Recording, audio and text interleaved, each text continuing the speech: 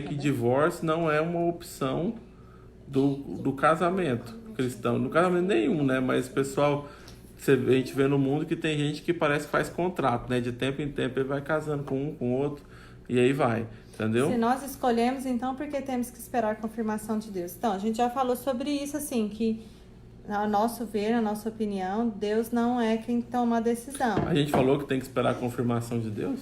Não, eu acho que a pessoa deve ter ouvido isso de alguém. Eu não falei isso, não. Eu acho que quem escolhe é você, né? Você faz a lista. Eu sou bem prático com essa questão. Você faz a lista do pró e do contra. Eu acho que a confirmação que Deus vai trazer para você é a paz no seu coração, é o que a gente falou. Mas a escolha ela é completamente sua. A oração não é para... Deixa eu só finalizar esse assunto. A oração não é para Deus confirmar para você se aquela é a pessoa certa. A oração é para você conhecer a pessoa sem contato físico, sem apaixonar, e você decidir se você quer namorar com ela. Aí no namoro você vai conhecer ela mais um pouco, né? Você vai aprofundar esse conhecimento, vai visitar a família, vai aprofundar o relacionamento para decidir se você quer casar. A única coisa que não tem volta é o casamento. Oração você termina e namoro você termina. Entendeu? Então eu vejo dessa forma. Como saber se estamos prontos para casar? Bom, geralmente ninguém está pronto para eu lembro casar. que quando a gente estava orando, né, meu bem, porque a gente casou muito rápido e não é algo que eu oriento as pessoas. Claro, se você quiser, você pode. Mas para nós deu certo, poderia não ter dado, né? Mas o Renato me fez uma pergunta na época. Ele falou: o que você acha que um casal precisa para se casar? Quais são os critérios para a gente saber que a gente está pronto para casar? E isso é muito relativo, gente. Você tem que saber o preço que você está disposto a pagar. Então, assim, muitas pessoas só se casam se tiver a casa própria, o carro, o emprego, tal. Qual que é a nossa visão, eu e o Renato? Tá? Aí não é uma coisa que a Bíblia... Aí é uma escolha, é uma né? opinião nossa. Se você tem certeza que você quer viver a sua vida com aquela pessoa, vocês vão construir e pagar o preço juntos. Aí é uma coisa de os dois entrar na briga juntos, né? Agora, lógico que quanto mais estrutura, melhor. Mas vamos falar na prática, né? Um jovem, igual a gente casou ali, 21, 22. Pra gente ter coisas, ou a gente tinha ter ganhado da família, ou tinha que ser, tipo, o criador de ter um negócio muito diferenciado. Porque, assim, o pessoal tem que tomar muito cuidado, na minha opinião, com esses parâmetros, né? Com esses níveis de exigência. Para mim casar eu tenho que ter uma casa própria, quitada, um carro quitado, 20 mil na poupança. Aí você vai casar com 40 anos, entendeu? Até você então, construir por exemplo, isso. Às vezes a gente tem discípulos que estão namorando e vêm conversar conosco sobre casamento, né? Ele trabalha, ele já se sustenta, mora sozinho. Ela trabalha, já se sustenta, mora sozinha, né? Qual que é a dificuldade desse casal de casar? Só querer, né? Em termos financeiros. Só querer casar, né? Então eles vão juntar as contas e vão juntar os salários, né? Agora, diferente de uma situação de alguém que vai sair da casa dos pais, de uma estrutura, né? Aí você tem que saber o que você está disposto a flexibilizar.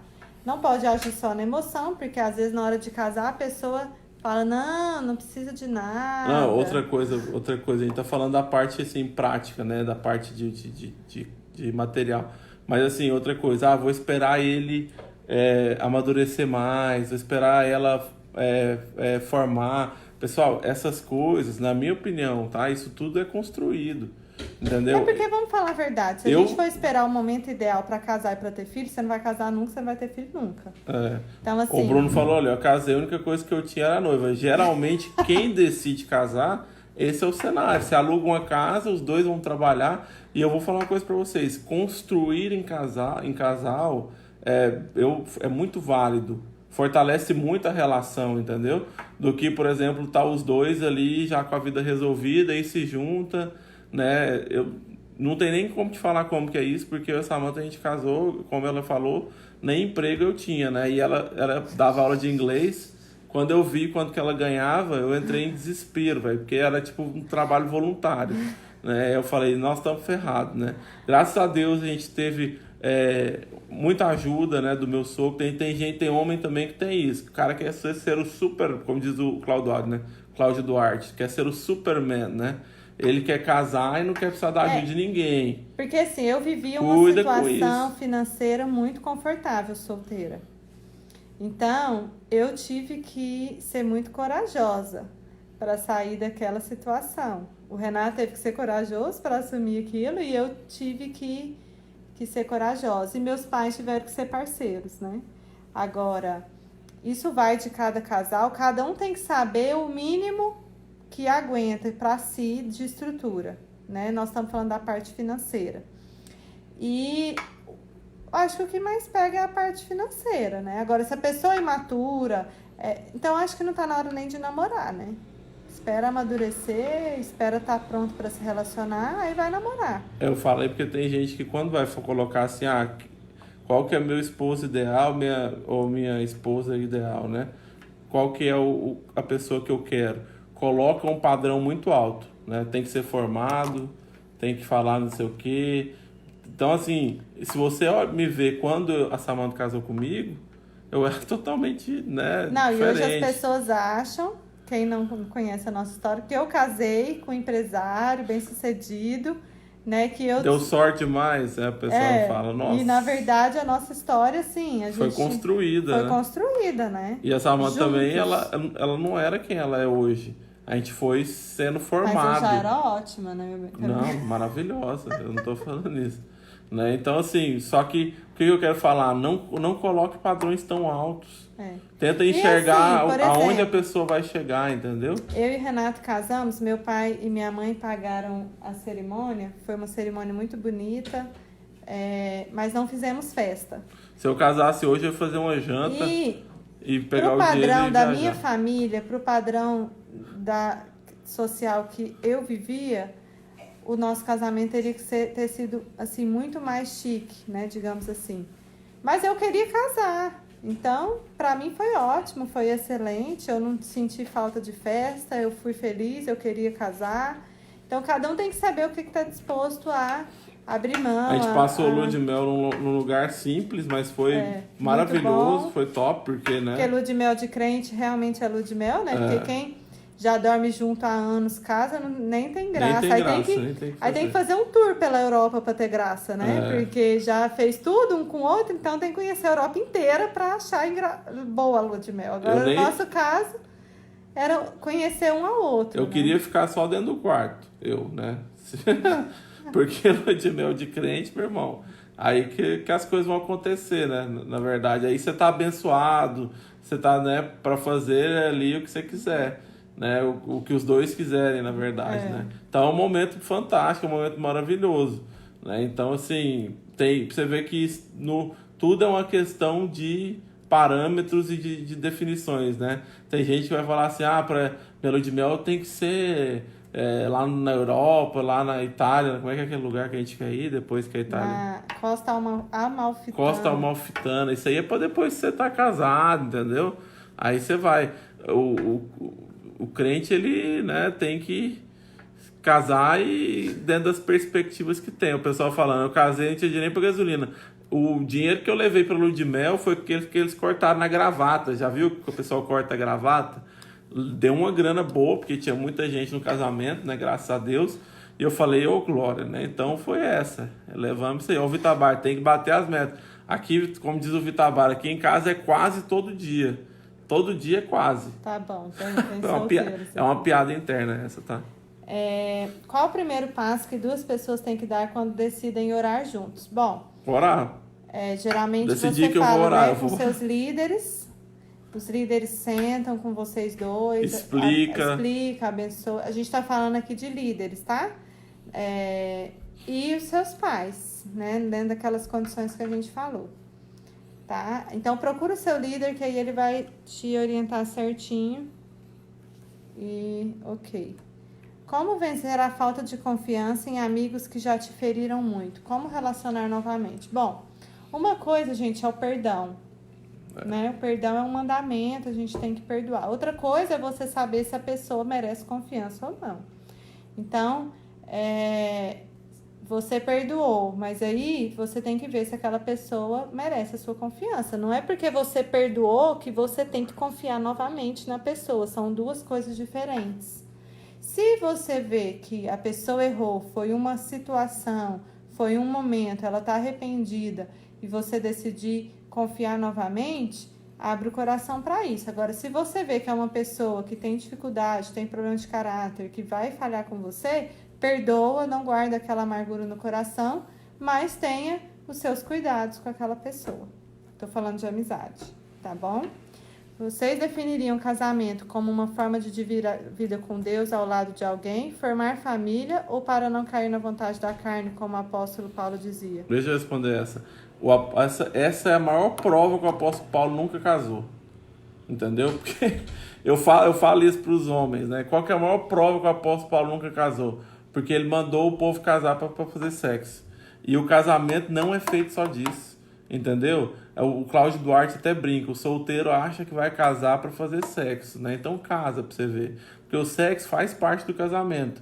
Mas não é da forma, às vezes, como as pessoas idealizam, entendeu? Então, assim, casar só para não cair na vontade da carne mostra que Paulo foi solteiro o tempo todo, porque o fato de você estar casado não significa que você não vai ter vontade da carne, entendeu? Se você não vigiar, por isso que tem traição, tem um monte de coisa. Se você não vigiar, se você não tiver princípios, a vontade da carne vai vir e você vai rodar. Porque assim, a mesma dificuldade que uma pessoa tem de não ter relação sexual antes de casar, ela vai ter de não trair. Ela vai ter de não adulterar. Exatamente. Porque a questão é você ter domínio próprio sobre o seu desejo sexual. Não é porque você casou que você vai ter desejo sempre só pelo seu cônjuge. Então, ou você domina essa área, solteiro ou casado, ou você não domine. Até a Bispa Cássia, né, nossa Bispa lá em Goiânia, ela falava que quem beija na oração, quem se propôs a orar sem beijar, vai às vezes transar no namoro. E vai trair no casamento. Porque é um princípio, você não tem domínio próprio, você não está sobre o controle da sua vida sexual, você é dominado por ela, né? Então, nós vemos o casamento como um propósito de constituir família, tá? A pergunta acho que é Gil Barcelos é boa, mas assim, isso mostra só que realmente Paulo não foi casado, tá? Porque ele acha que o casamento era para isso e na verdade não, né? O casamento, isso é uma parte do casamento, né? Tem umas perguntas aqui, amor, que o pessoal foi deixando. Eu não vi. Estão até brigando aí com o menino e o... como ter diálogo saudável com sua esposa quando os dois são meio esquentadinhos? Bom, aqui em casa nós dois temos a personalidade muito forte, né? Mas o que acontece? O diálogo, ele, na minha visão, ele se torna mais difícil quando as coisas vão se acumulando, quando os conflitos vão ficando acumulados e mal resolvidos. Então, aí qualquer coisa dispara, né, um estresse que às vezes é desproporcional para aquela situação específica. Por quê? Porque existem outras coisas mal resolvidas e acumuladas. Então, a grande questão é que o casal ele tem que evitar acumular conflitos.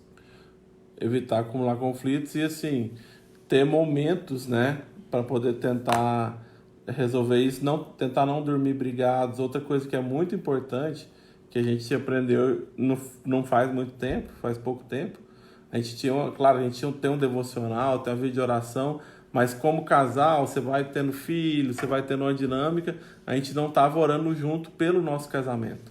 E eu vou dizer que isso faz toda a diferença, entendeu?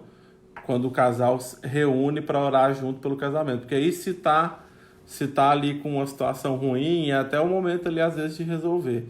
De fazer uma oração, de conversar, de entender. O que tem que ficar claro é que ninguém quer que dê errado, né? Assim, falando de pessoas sérias, né? Ninguém quer que dê errado, né? Tá todo mundo querendo fazer a coisa acontecer certo. Só que, às vezes, adequações são necessárias. E assim, o cônjuge é a pessoa que mais conhece o outro, né? Conhece aonde que realmente vai atingir, né? Conhece o ponto fraco. Por isso que é tão importante ter esse momento de oração, de conversa, né? De olho no olho. Por isso que, voltando para o interior, né? Por isso que essa questão de se casar só para não pecar não é bem por aí, porque o casamento ele é uma coisa muito maior do que apenas essa parte. Claro, essa parte também, né? É uma parte que acontece, mas não é só para isso. Isso. Mais alguma pergunta, pessoal? Acho que eu A já da respondi caixinha já foi? todas. Já. Então, se alguém tiver mais alguma aí, nós estamos pensando... Conselho de um casado há 2 anos. Nós estamos... Mulher Nossa, peida. não, Bruno, pelo amor de Deus. Ó, é verdade isso aí. Homem também. Não, mas é porque eu acho que homem todo mundo sabe, né? Não, mas essas ideologias aí que o pessoal tem, né? Né? Gente, casar é você lidar com realidades. É. Né? O Renato fala muito que Isso que eu ia Hollywood falar. criou um padrão de relacionamento inatingível.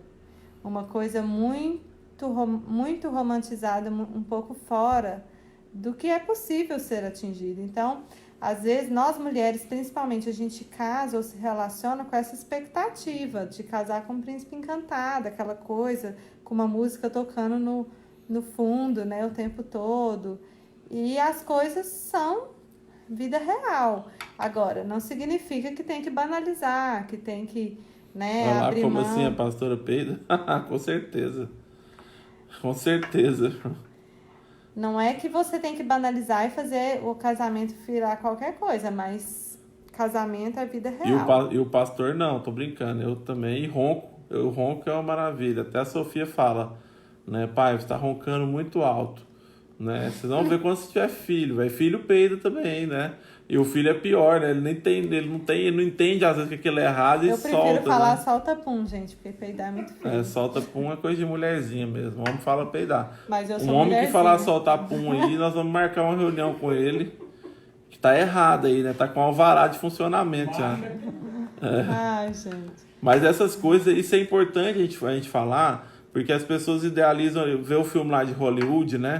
Aqueles filmes românticos e tal, muito legal e tudo. Só que o relacionamento real, ele não é... Tem muita coisa, cara. E muita coisa, gente. muito além de peido, de Eu arroto, costumo de falar ronco. que o casamento, ele te expõe a um nível de conhecimento de você mesmo, dos seus defeitos e do defeito do outro, um nível diferente de qualquer outra situação. É uma intimidade, é uma exposição, é um envolvimento, é uma muito grande. Então, é realmente um processo que te passa como fala aquilo? Te moe. Te passa na prensa, né? Na prensa, né? Na E só prensa. fica quem realmente tem um propósito com Deus, tem uma aliança com o cônjuge, está muito decidido a lutar pela família. E eu vejo que hoje, né, as pessoas têm relativizado muito esse conceito de família, da importância da família, de lutar pela família. Então, se você focar na dificuldade do casamento, em muitos momentos, às vezes você vai pensar, nossa, sozinho eu estaria melhor. Isso é importante falar para os solteiros, porque o solteiro, ele muitas vezes tem uma ideia de que se ele tivesse casado, todos os problemas dele estariam resolvidos. Principalmente quem é carente, né? Eu era muito carente antes de casar. Ainda sou um pouco carente. Então, você pensa assim, quando eu casar, tudo vai estar... Não, se você não resolve alguns conflitos na sua vida enquanto solteiro, esses conflitos vão para o casamento e às vezes se intensificam. Isso. Né? Então... casamento não é solução para a vida de ninguém. Casamento é um novo nível, é um propósito. A pessoa não pode casar para fugir do relacionamento com os pais, a pessoa não pode casar só porque é Para carente. suprir carência, para suprir vida sexual apenas. A pessoa não pode casar apenas para questão sexual. Tem que ter muito, porque casamento é sério, né? Eu falo assim, nós que entendemos que o casamento é algo para a vida, né? O povo, às vezes, do mundo, eles casam junto, namora, depois já tá morando junto, aí o casamento nem é um casamento direito, vai lá no cartório, assim, né? Faz uma cerimônia mais simples e vai levando a vida assim, né? Do jeito que dá. E chega uma hora, enjoou, cansou, já não tá fluindo mais, aí troca, né? Então, assim, tem que ter muita atenção com isso, porque relacionamento, casamento e assim, Deus, a família é o laboratório da missão, né? O solteiro, ele não vai vivenciar uma série de coisas que Deus trabalha na vida do homem e da mulher como solteiro, entendeu? Claro, se a pessoa decidir por ser um solteiro, por ficar solteiro, tudo bem, ninguém é obrigado a casar. Mas o casamento, ele vai fazer você entender outros níveis de relacionamento entre pessoas, de relacionamento com Deus, né? Então, Como ser mais paciente nos relacionamentos em geral? Ótima pergunta, né? Porque, na verdade, hoje... paciência vem com problema. Você quer ter paciência, você vai ter que ter muito problema. Porque aí, quanto mais problema você tiver, mais paciente você vai ter que ser. É assim que funciona. O Bispo Lucas que fala isso. Então, assim, agora a paciência, além de ser um fruto do Espírito, ela é adquirida com uma certa regulação emocional, que a gente chama, que é um controle que você tem sobre as suas emoções. Então, eu costumo dizer, quando a gente vai atender um casal, porque é o que eu faço também na minha vida, você quer melhorar... o relacionamento em geral. Mas só para te falar uma coisa que eu quero dizer. Você quer melhorar um relacionamento com seu pai, com a sua mãe, com seu filho, você tem que investir em você. Quão mais você estiver bem resolvido, cuidando das suas emoções, melhor você vai estar para se relacionar. Porque muitas vezes as pessoas focam muito no relacionamento, mulher principalmente, quando vai falar de casamento. Ela quer que alguém conserte o marido dela, né? Ou o marido quer que conserte a esposa, mas na verdade cada um tem que focar em si. O início de uma mudança no relacionamento é a mudança em nós mesmos. Então, você quer ser mais paciente nos relacionamentos? Invista na sua regulação emocional, no seu domínio próprio. Aí entra vida espiritual e entra saúde emocional. Eu vou falar assim, uma grande área que precisa de ser entendida é que as pessoas têm muita dificuldade de entender quem elas são, a identidade delas, né? De entender que eu tô falando assim, identidade mesmo, que você foi criado por Deus, né? De que Deus tem um propósito na sua vida. Então, assim, esse desregulamento emocional, que a Samantha falou que vem de uma regulagem emocional. A desregulagem emocional vem de você não entender quem você é, de não entender como você, né, o propósito que Deus tem para sua vida. Quando você está seguro do que você é, de quem você é, do propósito que Deus tem para sua vida, aquilo que você vai fazer na sua vida, relacionar se torna mais fácil, porque você não depende tanto da aprovação de outras pessoas, entendeu? Você não depende tanto que outras pessoas validem aquilo que você está fazendo, seja amigo, seja familiar, né? Se você se conhece, sabe, né? Eu sou a imagem semelhante de Deus, né? Eu fui criado por Deus, Deus me chamou para XYZ, então eu vou colocar minha vida nessa linha. Os seus relacionamentos começam a entrar também nesse parâmetro, nesse ciclo. E aí, você sabendo o que você quer, sabendo quem você é, sabendo o que você quer e direcionando sua vida para isso, a opinião de outros talvez não vão importar tanto, entendeu? E é isso o que mata. É quando a pessoa fica muito preocupada com o que as pessoas vão achar da vida dela. O que será que estão pensando que eu estou fazendo? Fica procurando aceitação e aprovação por uma falta de regulagem emocional, né? Quem tem que aprovar o que você faz, né? São, vamos dizer assim, pais, olha, dependendo, né? Isso é muito relativo. Liderança, também isso é discutível. A principal pessoa que tem que estar segura disso é você mesmo. Duas últimas perguntas aqui, e aí nós vamos abrir depois ali no Insta uma caixa de perguntas para saber sua opinião sobre o tema da semana que vem. A gente tem algumas ideias, mas a gente quer ouvir você, tá? Se a gente continua em relacionamento, se a gente fala de vida financeira, ministério, algumas opções, tá bom? Então deixa a sua opinião ali depois. Daqui a pouquinho a live vai cair e a gente volta sexta que vem para perguntas e respostas. Amanhã temos o Arena às 20h30 e domingo nosso culto da família às 20h30 também. Vamos ver aqui essas perguntas. Existe alguma oração específica para que a mudança venha de nós? Não, existe a oração de você pedir o Espírito Santo para te ajudar e existe uma decisão de você mudar as suas atitudes, tá?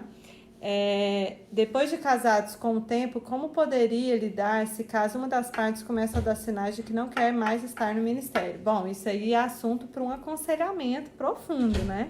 Uhum. Então, teria que ver por etapas. Se a pessoa não quer ter o mesmo envolvimento ou se ela não quer de jeito nenhum o ministério. Se ela não quer participar, mas ela quer apoiar o cônjuge no ministério, porque alguns não se envolvem, mas apoiam o cônjuge, né? Ou se ela...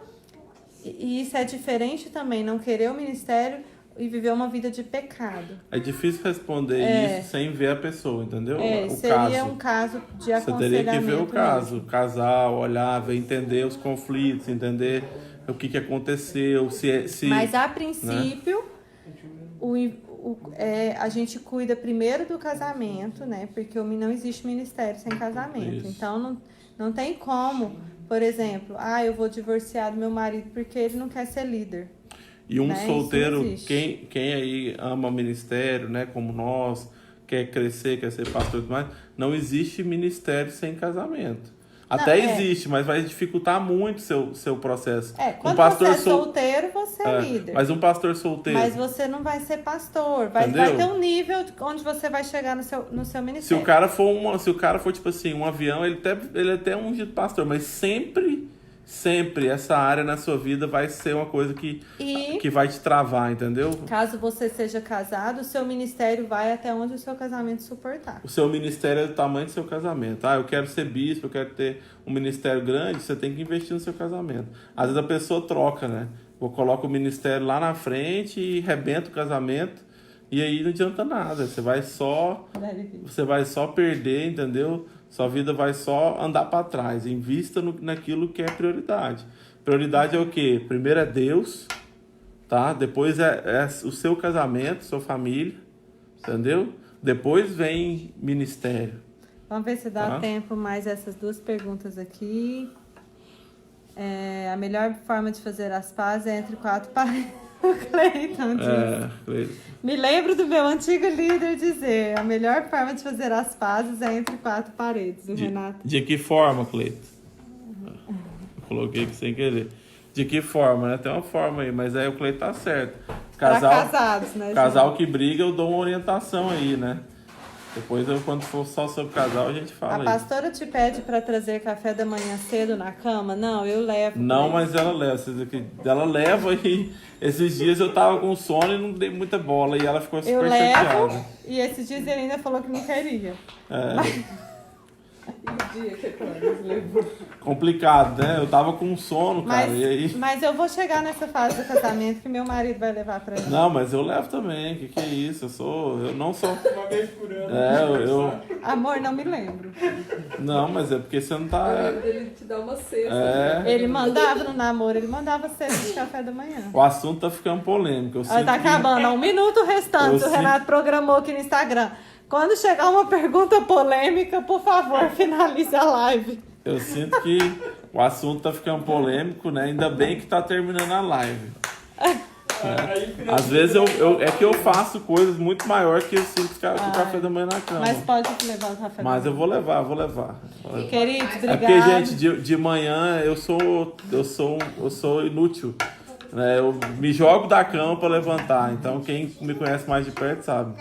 Vai ficar salvo aí no Insta, a live, só no Insta, eu acho, amor. O Cleiton gosta das marcas desse amor, ó.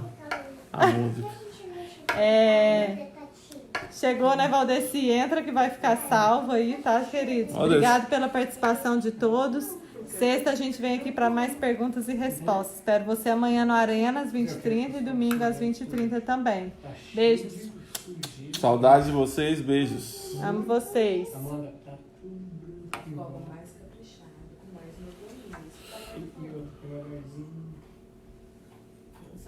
novo. Pessoal aí do Face, Pastor Carlos de Guaíba, Volney, Alessandra Linhares, esposa do meu primo, minha prima, né?